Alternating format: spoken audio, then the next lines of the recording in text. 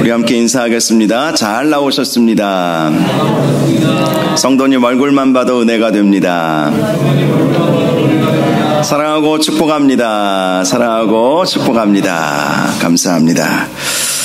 시작의 책 12번째 시간입니다. 하나님이 명하신 대로 준행한 노아라는 제목으로 말씀의 은혜를 함께 나누겠습니다. 오늘 말씀은 노아가 하나님께서 명령하신 대로 방주를 지은 내용이 나와 있습니다. 일명 노아의 방주입니다. 노아는 하나님께서 물로 이 세상을 심판하시려는 계획 속에서도 하나님의 은혜를 입게 되었습니다. 즉, 그 심판의 대상에서 제외시켜 주셨다는 것입니다. 오늘 본문 9절을 보면 왜 하나님께서 그를 심판의 대상에서 제외시켜 주셨을까에 대한 이유가 나오고 있습니다.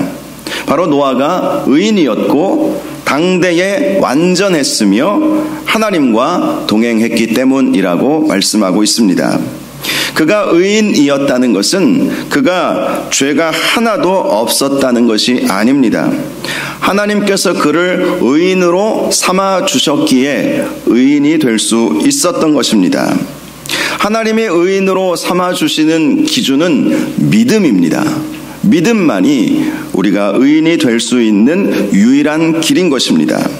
그 사실을 잘 알 수 있는 것이 아브라함이지요. 아브라함은 흠도 없고 점도 없고 실수도 없는 사람이 결코 아니었습니다. 실수가 참 많은 사람이었죠.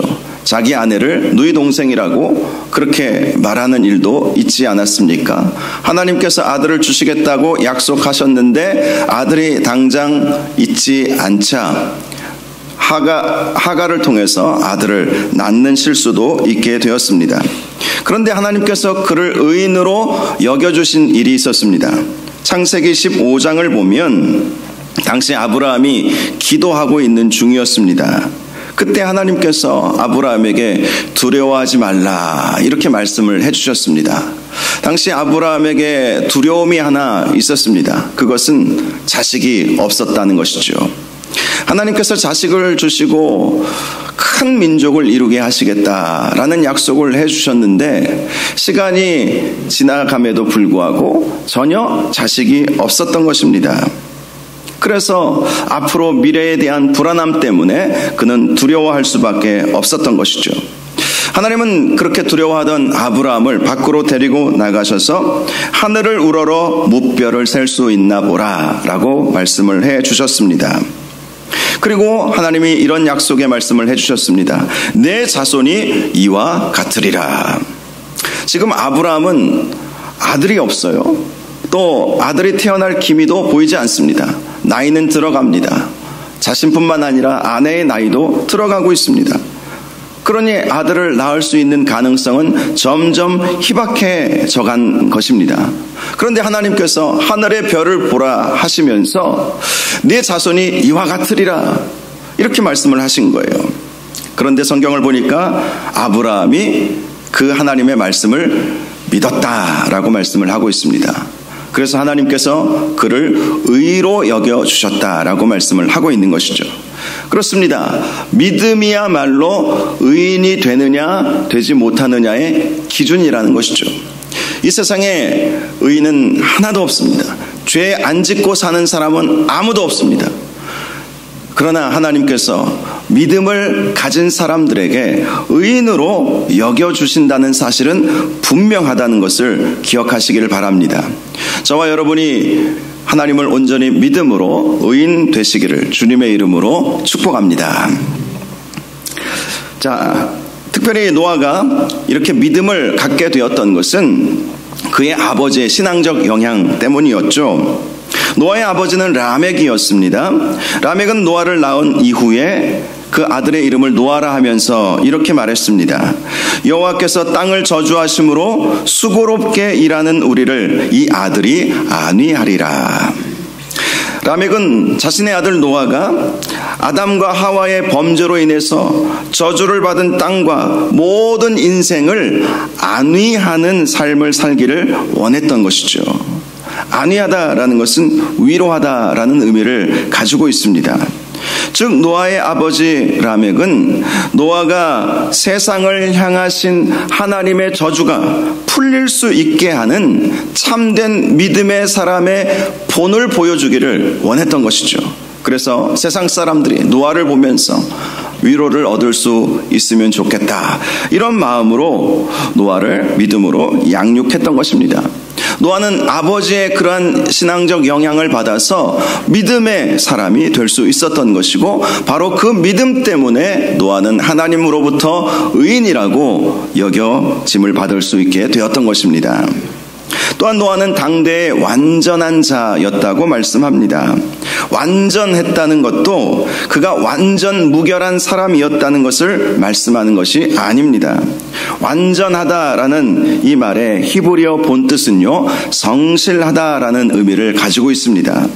즉 하나님께서 노아를 완전하다, 당대의 완전한 자라고 평가해 주셨던 것은 그가 성실한 사람이었기 때문이었습니다.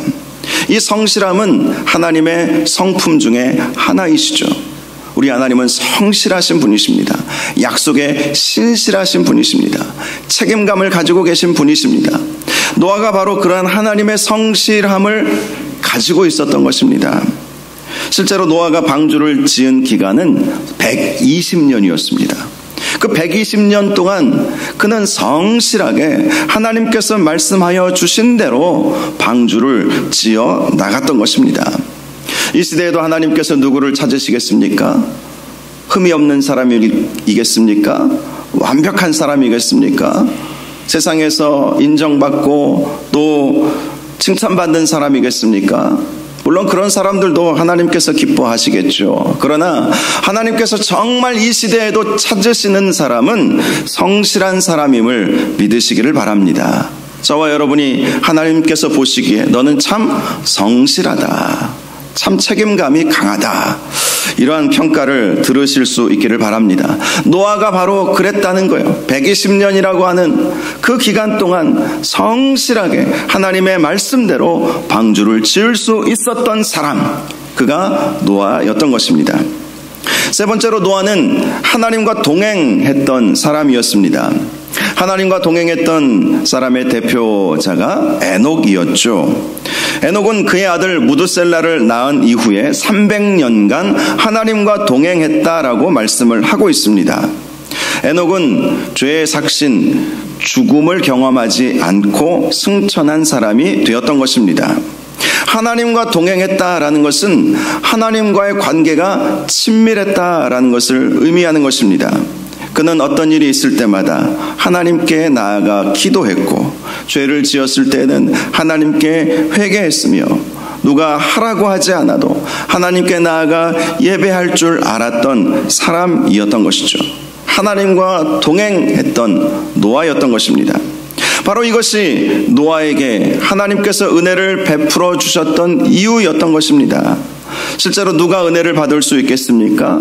말씀과 기도, 예배를 통해서 우리는 은혜를 받을 수 있습니다.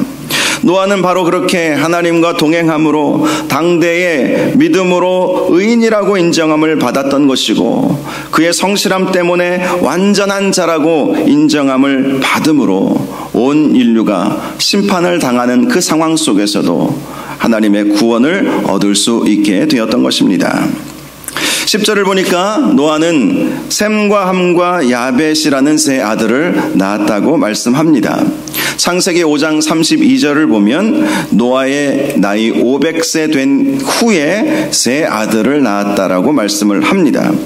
즉 노아의 아들 셈은 노아가 500세 되던 해에 낳게 되었다는 것이고, 그 이후에 차례대로 함과 야벳을 낳았던 것입니다. 노아가 하나님께 방주를 지으라라는 명령을 받은 때가 480세였습니다. 왜냐하면 홍수가 노아의 나이 600세에 이루어졌기 때문이지요. 그의 나이 480세에 하나님으로부터 내가 세상을 멸할 것인데 너는 방주를 지으라라는 말씀을 들었던 것이죠. 그러므로 노아의 이 아들들은 하나님께서 노아에게 세상을 멸할 것이고 방주를 지으라라고 말씀하신 그 이후에 태어난 아들들이었다는 것을 알 수 있습니다. 그러니 노아가 아들들을 얼마나 믿음으로 키웠는지는 우리가 충분히 짐작할 수 있습니다. 노아 자체도 아버지 라멕으로부터 신앙의 양육을 받지 않았습니까? 노아 역시 자신의 아들들을 믿음으로 양육해 나갔던 것이죠. 그러니 아버지가 세상 사람들이 볼 때 미친 짓을 하고 있지 않았습니까? 방주를 짓는 거예요. 그것도 1, 2년이 아니라, 그것도 규모가 작은 조그만 배도 아니고 어마어마하게 큰 배를 120년간, 특별히 셈과 같은 경우, 첫째 아들 셈과 같은 경우는 100년 이상을 아버지가 집 짓는 것, 방주를 짓는 것을 보지 않았습니까? 그런데 아들들은 성실하게 아버지를 도와서 함께 방주를 지어나갈 수 있었던 것입니다. 셈이라고 하는 이 뜻은 명성이라는 의미를 가지고 있습니다. 그는 그 이름대로 아브라함의 조상이 되었습니다. 아브라함을 통해서 예수 그리스도께서 태어나시는 영적 축복을 얻게 되었습니다. 이 셈은 후에 아시안 계통의 조상이 되었습니다. 많은 학자들이 이 노아의 세 아들이 유럽, 아시아, 아프리카로 대표되는 조상들이 되었다, 이렇게 보고 있습니다. 함이라고 하는 단어는 검다라는 의미를 가지고 있습니다. 아마 검게 태어났던 것 같습니다. 그는 홍수 이후에 아버지에게 큰 실수를 하게 되었죠. 그래서 저주를 받게 되었습니다. 결국 그 저주로 인해서 함의 자손들은 타민족의 지배를 받게 되는 결과로 나타나게 되었습니다. 이 함은 아프리카계의 조상이 되었다고 보고 있습니다. 마지막 야벳은 확장이라는 의미를 가지고 있습니다. 그는 그 이름 뜻대로 오늘날의 스페인, 러시아, 소아시아 지중해, 남유럽과 같은 광대한 지역에 분포되어 살고 있는 아리안족의 조상이 되었습니다. 이 아리안족은 유럽 계통의 조상이라고 할 수 있죠. 이렇게 아브라함은 하나님으로부터 세상에 심판이 있을 것이고 또 방주를 지으라는 명령을 받은 이후에 아들들을 낳게 되었고 그 아들들을 믿음으로 잘 양육을 했던 것을 볼 수가 있습니다. 그런데 당시 노아의 시대 상황에 대해서는 참으로 암울했습니다. 11절을 보면 온 땅이 하나님 앞에 부패하여 포악함이 땅에 가득하였다라고 말씀을 하고 있습니다. 당시 세상은 하나님 앞에 부패했습니다. 자기들끼리는 서로 좋게 살았는지는 모르지만 하나님께서 보시는 것은 하나님 앞에 사람들이 어떤 모습을 가졌느냐 하는 것 아니겠습니까? 실제로 오늘날에도 세상이 발전하고 과학이 발전하고 AI 시대가 되어서 우리의 삶이 편하게 살게 되고 의학 기술이 발달되어서 앞으로는 평균 수명이 120년이 될 것이다, 그렇게 말을 한들 그것이 하나님 보시기에는 아무런 상관이 없는 것입니다. 세상이 아무리 발전하고 세상이 아무리 살기 좋아질지라도 하나님 앞에 부패한다면 하나님께서는 그것 때문에 세상을 심판하시는 것이죠. 부패했다는 것은 썩고 냄새나는 세상이 되었다라는 것입니다. 하나님의 형상을 닮은 하나님의 사람들은 하나님의 향기가 나타나야 됩니다. 하나님은 그것을 원하셨던 것이죠.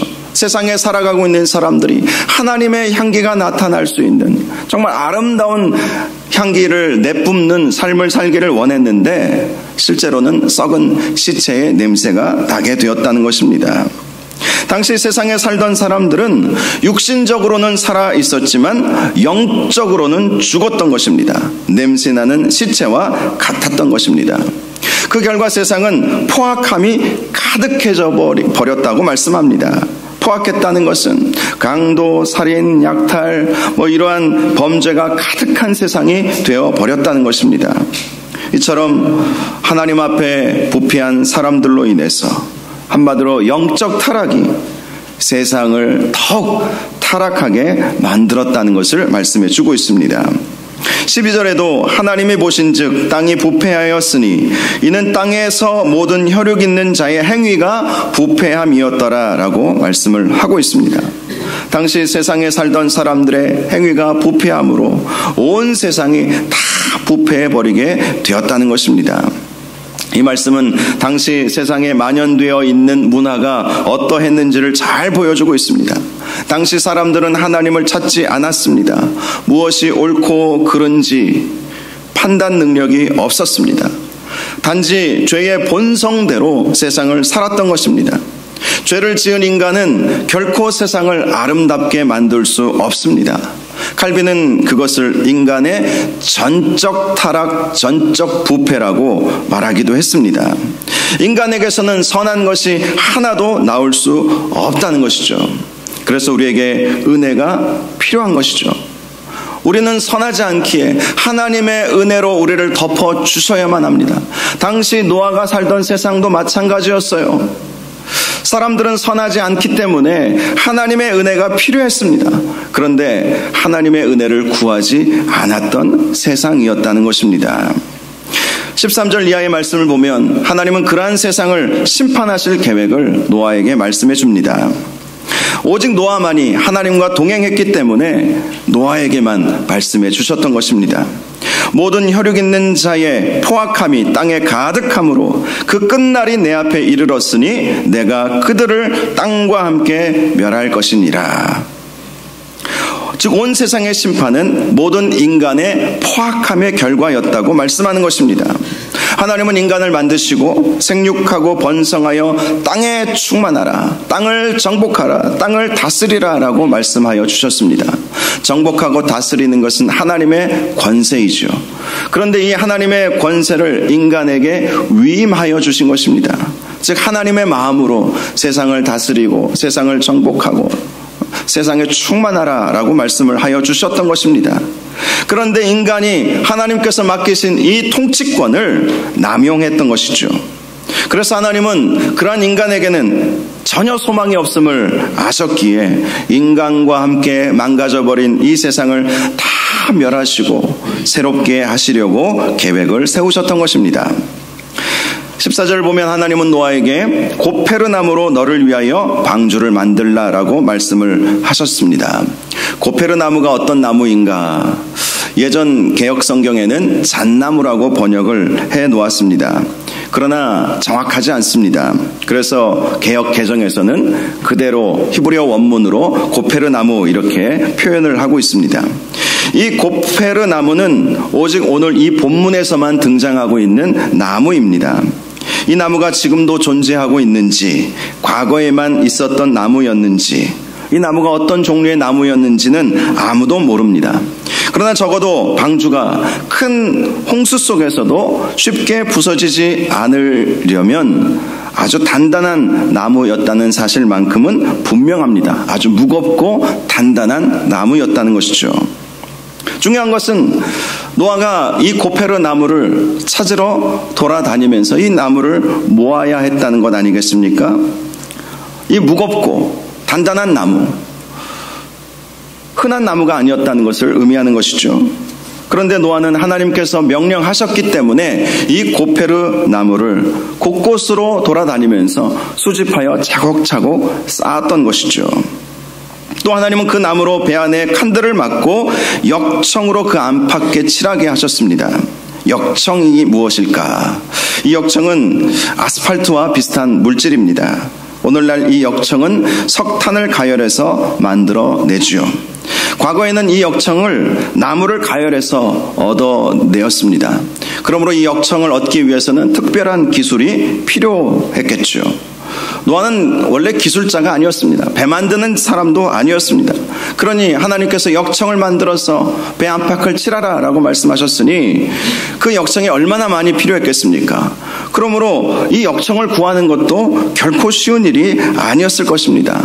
또 역청을 만들어내려면 역청 만드는 기술도 터득해야 되지 않았겠습니까? 그러니 역청을 구하는 것 자체가 노아에게 있어서는 결코 쉽지도 않았고 굉장히 어려운 일이었다는 것을 알 수가 있는 것입니다. 하지만 노아는 아무리 어려운 일이라 할지라도 하나님께서 명령하셨기에 그대로 준행을 한 것입니다. 하나님께 좀 더 구하기 쉬운 재료로 하면 안 되겠느냐라고 묻지도 않았습니다. 그저 하나님께서 말씀하시니까 그대로 준행한 것입니다. 바로 이것이 하나님께서 노아에게 은혜를 베풀어 주신 이유가 되었던 것입니다. 오늘날에도 하나님께서 어떤 사람에게 은혜를 주시겠습니까? 하나님은 하나님의 말씀을 그대로 믿고 그 말씀대로 순종하는 사람에게 은혜를 베푸시는 것입니다. 그런 사람들을 쓰시는 것입니다. 저와 여러분들도 노아와 같이 이렇게 이 시대 속의 부정적인 현실만 바라보지 마시고 최선을 다해서 하나님의 명령에 순종하실 수 있는 은혜가 있기를 주님의 이름으로 축복합니다. 15절을 보니까 노아가 만들어야 할 방주의 크기가 어떠했는지 말씀해 주고 있습니다. 그 길이는 300규빗, 너비는 50규빗, 높이는 30규빗이었다고 말씀합니다. 한 규빗은 이 손끝에서 팔꿈치까지의 길이를 한 규빗으로 말합니다. 그래서 이 규빗의 길이가 좀 달라질 수 있죠. 시대에 따라서 상황에 따라서 달라집니다. 그러나 대략 45cm에서 48cm 정도로 보고 있습니다. 그러므로 당시 방주의 크기는 그 길이가 대략 140m 내외였다는 것을 알 수 있어요. 어마어마하게 큰 방주였던 것이죠. 너비는 22m 내외였고요. 높이는 대략 14m 내외였다는 것을 알 수 있습니다. 이 정도 되면 건물로 따지면 7층 높이의 큰 건물이었다는 것이고요. 면적은 축구장 1.5배에 달하는 엄청난 규모의 배를 만들라고 하나님께서 명령하셨던 것입니다. 16절을 보면 배 구조에 대해서 말씀하고 있습니다. 거기에 창을 내되 위에서부터 한 규빗에 내고 그 문은 옆으로 내고 상중하 3층으로 할지니라. 창을 만들라고 하셨는데 이 창은 배 이 윗부분에 만들게 하셨던 것이죠. 한 규빗 떨어져서 윗부분에 한 45cm 정도 떨어져서 만들게 하셨어요. 이것은 이 환풍의 환기구의 역할을 했던 것으로 보입니다. 또 문은 한 개만 만들게 하셨습니다. 그 140m가 넘는 그 길이의 문은 딱 한 개였어요. 왜 이렇게 하셨을까? 문이 여러 개가 있으면 아무래도 홍수는 이게 그냥 위에서만 물이 떨어지는 것이 아니라 바다에서도 막 물이 솟아오르고 위에서는 폭탄 같은 물들이 내려오니까 문이 많으면 물이 다 새어 들어오지 않겠습니까? 그래서 창과 문을 최소화했던 것이죠. 또 방주 안은 3개의 층으로 만들라고 하셨습니다. 한 층, 2층, 3층을 만들게 하신 것이죠. 이 방주 안에는 노아와 그의 가족들뿐만 아니라 세상의 모든 짐승들 암수 한 쌍씩 7장 말씀을 보면 정한 것은 7쌍, 부정한 것은 2쌍 이렇게 또 말씀하고 있어요. 그래서 상당히 많은 짐승들이 그 안에 들어가야 했습니다.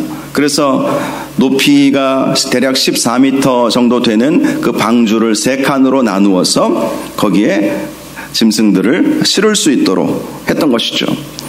어떤 전문가에 의하면 이 정도 규모라면 최소 17,000톤급 이상의 배다 이렇게 말하기도 합니다. 노아는 배를 전혀 만들어 본 사람이 아니었습니다.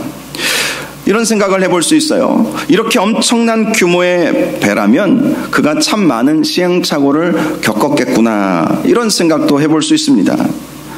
때로는 배 만드는 기술이 없었기 때문에 배를 만들 줄 아는 사람들을 찾아서 배 만드는 기술도 배워야 했을 것입니다. 또 생각해보면 당시 노아가 만들었던 배는 당시 세상에서 다른 사람들이 만들었던 배의 모양과 구조와는 아주 이상한 배였다는 사실도 알 수가 있습니다. 당시 사람들은 그렇게 이상하고 또 정말 너무나도 큰 그 배를 만드는 노아를 이상하게 보았을 것입니다. 미친 노인이라고 조롱하기도 했을 것입니다. 특별히 많은 학자들이 노아가 이 배를 만들었던 곳이 바닷가가 아니라 산 중턱이었다고 이렇게 보고 있어요. 산 중턱에서 그 140m 크기의 이 배를 만들려면 아주 이 중턱 중에서도 아주 넓은 곳을 또 찾아다녀야 하지 않았겠습니까? 그러니 얼마나 힘들었겠습니까? 모든 재료들을 가지고 산으로 올라가야 했던 것이죠. 사람들은 노아를 보면서 정말 이상한 사람이다 라고 충분히 조롱했을 것으로 보입니다. 그런데 노아는 아무리 사람들이 비아냥거려도 하나님께서 이렇게 만들게 하시는 데에는 무슨 이유가 있겠지 하면서 그대로 순종했던 것입니다. 17절을 보면 하나님은 다시 한번 노아에게 홍수로 세상을 심판하실 것임을 말씀해 주셨습니다. 하나님의 그 심판은 땅에 있는 생명의 기운이 있는 모든 육체를 천하에서 다 멸절하고 죽이겠다는 심판이었습니다. 그런데 18절을 보면 하나님은 노아와 언약을 세우시겠다고 말씀하십니다. 이 언약은 다른 말로 계약을 말하는 것입니다. 한마디로 내가 명령한 대로 다 지켜 행하면 너와 너의 가족들은 내가 구원해 줄 것이다. 세상에서의 심판에서 제외해 줄 것이다. 라고 약속해 주셨던 것입니다. 하나님께서 노아에게 하신 명령은 이렇게 방주를 짓는 것 외에도 혈육이 있는 암수 각 한 쌍씩 방주로 들어가게 하는 것이었습니다. 그래서 그들의 생명을 보존하게 하는 것이었습니다. 또 하나가 있었습니다. 21절을 보니까 홍수 기간 동안 먹을 양식을 저축하라는 말씀도 해주셨습니다. 노아가 방주에서 머물렀던 기간은 1년이 훨씬 넘습니다. 1년 이상. 계산을 해보니까 1년 17일, 1년 7일, 학자에 따라서 약간의 차이가 있지만 1년이 훨씬 넘는 기간 동안 방주 안에 있어야 되니까 방주 안에서 1년 이상 먹을 양식이 필요하지 않았겠어요? 그래서 그 양식을 저축하라고 한 거예요. 그런데 그 방주 안에 음식을 먹어야 할 대상은 노아와 그의 가족들뿐만이 아니었죠. 또 누가 있었습니까? 수만 마리가 될 정도의 많은 그러한 짐승들도 그 안에 타고 있었던 거예요. 그들에게도 먹일 음식을 다 준비하라는 거예요. 1년 이상 먹을 음식을. 그러니 아마도 이 3층으로 되어 있는 한 계층에는 음식으로만 가득 채워져 있었을지도 모릅니다. 그런데 21절을 보면 이렇게 말씀하죠. 노아가 그와 같이 하여 하나님이 자기에게 명하신 대로 다 준행하였더라. 다 준행했다는 것은 하나도 빠짐없이 다 그대로 순종했다는 것입니다. 그는 120년간 신실하게 방주를 만들었습니다. 당시 구하기 어려운 고페르 나무와 역청을 구해가면서 방주를 만든 것이죠. 노아가 방주를 만든 곳은 상중턱이었기 때문에 모든 재료를 구해다가 산으로 옮기는 것도 보통 힘든 일이 아니었을 것입니다. 노아가 지은 방주는 이전에는 결코 경험해 보지 못한 엄청난 규모의 배였습니다. 그 배에는 노아와 그의 가족들 뿐만 아니라 모든 짐승 암수 한 쌍 이상 태워야 하는 배였습니다. 또 최고 1년 17일 이상 사람들과 동물들이 먹어야 하는 음식도 준비해야 했습니다. 그 외에도 사람들의 곱지 않은 시선도 있었고 미친 노인네라는 비난도 들어야만 했을 것입니다. 그런데 노아는 온갖 부정적인 상황 속에서도 하나님의 말씀대로 다 준행했다는 것이죠. 다음 주에도 살펴보겠지만 창세기 7장 1절을 보면 하나님은 그러한 노아의 모습을 보시면서 네가 내 앞에 의로움을 내가 보았노라 라고 말씀해 주셨습니다. 하나님은 노아가 하나님의 명령에 그대로 순종하는 것을 보면서 내가 너의 의로움을 보았다 라고 인정해 주신 것입니다. 우리는 하나님 앞에 결코 의로울 수 없는 존재인 것은 분명하죠. 그럼에도 불구하고 하나님께서 의롭다고 인정해 주시는 사람들이 있다는 것입니다. 바로 하나님의 말씀대로 순종하기 위해 수고하고 애쓰는 사람인 것이죠. 이런 사람이 믿음이 있는 사람이죠. 믿음이 있기에 온갖 부정적인 상황 속에서도 묵묵히 하나님의 말씀에 순종하는 것입니다. 저는 노아가 120년 동안 방주를 지으면서 한 번도 불평하거나 주저함도 없이 온전히 순종했을 것이라고 보지는 않습니다. 당시 노아의 나이는 이제 600세가 되었습니다. 480세에 심판에 대한 말씀을 듣고 600세가 되어서야 하나님의 말씀이 이루어진 것입니다. 그렇게 120년 동안 사람들이 노아를 조롱하고 비난할 때에 그의 마음에 왜 갈등이 없었겠습니까? 갈등이 없었다면 사람도 아니죠. 당시 평균 수명이 900년이 넘었다고 해도 당시 노아가 600세였다는 것은 오늘날로 따져도 나이가 결코 젊은 나이는 아니었다는 것을 말씀하고 있는 것입니다. 그러니 체력적으로도 지치고 힘들 때가 얼마나 많이 있었겠습니까? 나이는 들어가죠. 체력은 떨어져가죠. 그런데 배는 계속해서 만들어야죠. 하나님께서 언제까지 배를 만들라고 그 기한을 딱 정해주신 것도 아니죠. 그럴 때마다 왜 마음에 갈등이 없었겠어요? 이 일을 언제까지 해야 되나? 이런 생각을 충분히 하지 않았겠습니까? 그는 배를 만들던 사람이 아니었기 때문에 실수도 많이 했을 것 같아요. 120년 동안 착착착착착 한치 오차도 없이 배를 만들었다고 저는 보지 않습니다. 하다가 보니까 깨지고 또 못을 박다 보니까 제대로 틈이 생기고 역청을 발라도 물을 뿌려보니까 또 물이 새고 그럼 다시 공사하고 다시 공사하고 그런 일들을 반복해야 했을 것입니다. 그러니 얼마나 힘들었겠어요. 그럼에도 불구하고 노아는 하나님께서 말씀하신 대로 준행하기 위해서 몸부림을 친 것입니다. 바로 하나님은 그것을 보시고 내가 너의 의로움을 보았다라고 말씀을 해주신 것입니다. 실제로 할 수 없기에 안 하는 사람과 할 수 없음에도 해보려는 사람과의 차이는 하늘과 땅의 차이인 것이죠.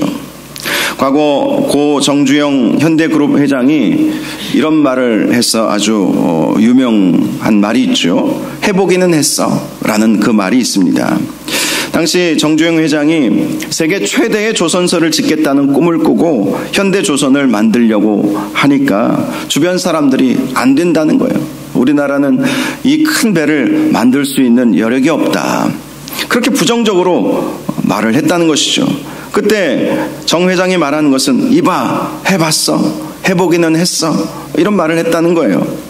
그 외에도 현대 자동차를 만들 때에도 사람들이 우리나라는 이 자동차를 만들 기술을 확보할 수 없다 부정적으로 말을 했지만 이봐 해보기는 했어 그렇게 말을 하면서 추진을 했던 것이죠. 그래서 현대 자동차가 아주 세계적인 자동차가 된 것 아닙니까? 서해안 간척지 개발 사업 때에도 주변에서 다 만류를 했다고 합니다. 그런데 이봐 해보기는 했어 이런 말로 사람들을 설득시켰다는 것이죠. 물론 해본다고 해서 다 이루어지지는 않겠죠. 그런데 우리 그리스도인들은 우리와 함께 하시는 하나님이 계십니다. 특별히 하나님께서 우리에게 하라고 명령하셨을 때에는 할 수 있는 힘을 주시는 거예요. 노아가 객관적인 입장에서 이 엄청난 배를 만들 수 있었을까? 어떻게 그가 그렇게 만들 수 있었을까? 그는 힘도 없어요. 기술도 없어요. 나이는 들어가죠. 세상은 비난하죠. 비판하죠. 조롱하죠.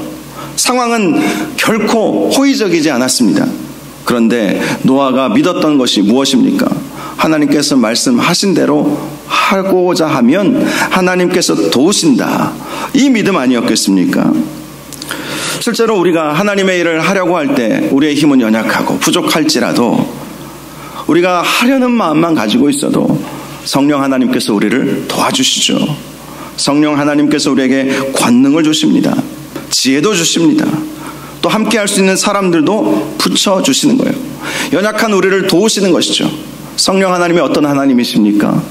로마서 8장을 보면 성령 하나님은 우리의 연약함을 도우시는 분이시다. 이렇게 말씀을 하고 있어요. 그러니 우리가 힘이 없고 연약하고 부족하고 죄도 많고 우리가 한들 뭘 얼마나 할 수 있겠습니까마는 하나님께서 도우시면 할 수 있습니다. 노아가 하나님의 말씀대로 다 준행하였더라.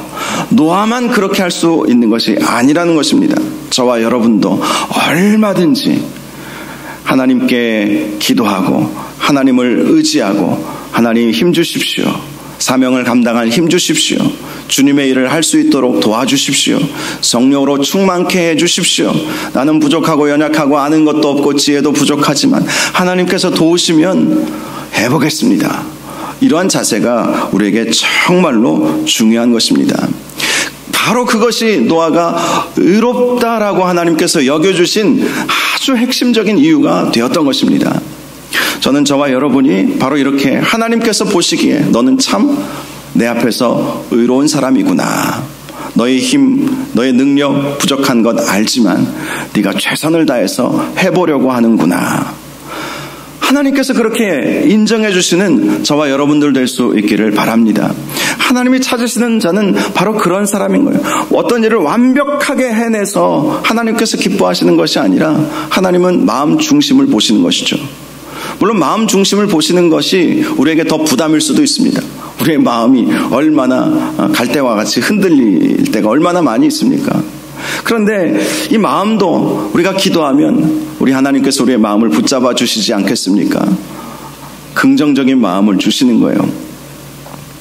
제가 아는 선교사님, 전에도 몇 년 전에 한번 말씀드린 적이 있는 것 같은데요. 중국의 선교사로 이제 파송을 받아서 이제 사역을 하셨어요. 중국에는 삼자교회가 있고 가정교회가 있습니다. 삼자교회는 정부의 허락을 받은 교회이고 정부의 통제를 받죠. 가정교회는 정부의 허락을 받지 않은 소규모의 교회를 말합니다. 지하교회라고 일명 말하기는 하지만 그래도 가정교회라도 어느 정도의 그렇게 모일 수 있도록 이렇게 묵인하는 그러한 흐름이 중국 안에는 있다고 해요.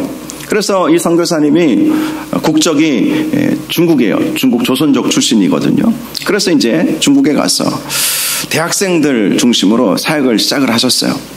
그러다 보니까 대학 청년들이 굉장히 많아지는 거예요. 건물 하나, 상가 건물을 빌려서 예배를 드리고 있었습니다. 그 자리에는 한 100명이 넘는 청년들이 앉아 있었어요. 그런데 갑자기 공안이 쳐들어온 거예요. 들어와서 위협하면서 총을 들고 위협하면서 당장 이 모임을 멈추라고 명령을 내리는 것입니다. 공안이 그렇게 하니 뭐 어떻게 하겠어요. 그런데 이 선교사님이 하시는 말씀이 어디서 그런 용기가 났는지 그 공안들을 향해서 지금 우리가 거룩하신 하나님 앞에 예배하고 있는데 왜 예배를 방해하십니까? 예배 끝날 때까지 조용히 하십시오. 그렇게 했다는 거예요. 그러면 웬만한 공안들이 이게 무슨 짓이냐고 하면서 강제 해산을 시켰을 거예요. 그런데 그 선교사님이 그렇게 강하게 선포하니까 공안이 가만히 있더래요. 그러면서 예배 끝날 때까지 뒷자리에 앉아 있더랍니다. 그리고 이제 나중에 공안과 이야기를 해서 공안이 당신의 이 모임은 불법 집회이니까 다시는 모임을 하지 말라. 그렇게 이제 경고를 했다는 거예요. 그런데 그렇게 경고해도 또 오라면 오라 하고 그렇게 예배를 드려서 그 핍박 속에서도 교회는 날로 성장해 나아갔던 것이죠. 그 선교사님이 이런 말씀을 하시더라고요. 자기는 혹시라도 공안이 쳐들어올까봐 항상 조바심을 가졌다는 거예요. 나는 공안이 오게 되면 어떻게 할까? 이렇게 청년들은 늘어나고 있고 이 모임이 외부에 알려지게 되면 공안은 분명히 와서 경고를 하고 협박을 할 텐데 어떻게 할까? 그때 자신이 없더래요. 자기의 신상을 탈탈 털면 한국에 가서 또 조선족 출신이고 소수민족 출신이고 한국에 가가지고 공부하고 온 것 다 알게 되고 선교사 출신이라는 거 다 알게 되면 그러면 자신은 추방당하게 될 텐데 이런 마음이 있어서 공안이 쳐들어오면 감당할 수 있을까 이런 생각이 들었는데 막상 공안이 쳐들어오니까 자신의 마음은 부정적이었던 것이죠. 그러나 막상 쳐들어오니까 담대함이 생겼다는 거예요. 그게 자기가 원래 가지고 있었던 마음이 아니라 성령께서 주시는 마음이었던 것이죠. 정말 기도하면 성령께서 그런 상황 속에서도 담대함을 주시는 거예요. 할 수 있게 하시는 거예요. 그러면서 이 선교사님이 이런 고백을 하시더라고요. 순교도 하겠더라고요. 순교도 하겠더라. 이런 말씀을 하시더라고요. 순교도 하겠더라. 여러분 순교할 수 있습니까?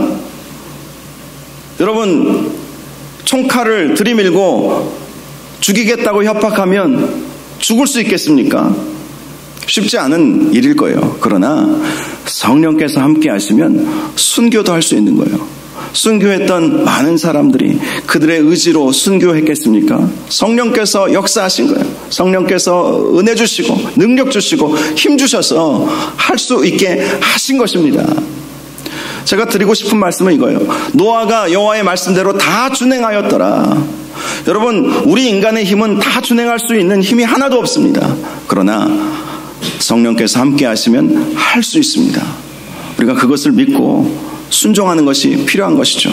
나는 부족하고 연약하지만 성령께서 힘 주시고 은혜 주시고 권능 주시고 지혜 주시면 할 수 있습니다.